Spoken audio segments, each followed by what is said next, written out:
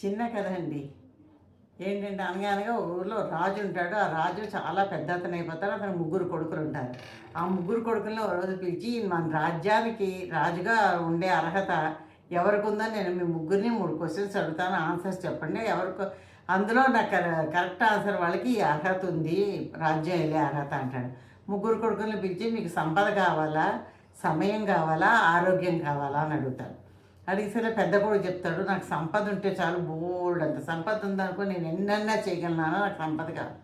రెండో వాడు అంటాడు, నాకు సమయం ఉంటే చాలు, నేను ఆ సమయంలో ఎంతన్నా డబ్బు సంపాదించి ఎంతన్నా రాజ్యాన్ని వెళ్ళగలను అంటాడు.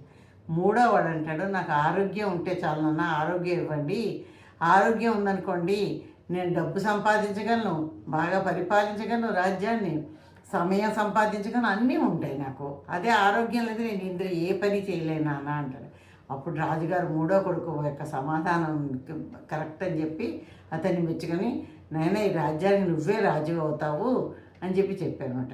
చూసారా, ఎవరికైనా కూడాను అడిగినప్పుడు కానీ ఆరోగ్యమే మహాభాగ్యం అంటారు కదా.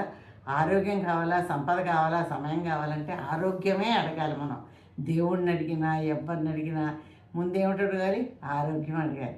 ఇదండి కథ. ఎలా ఉందో కామెంట్లో పెట్టండి. Thank you.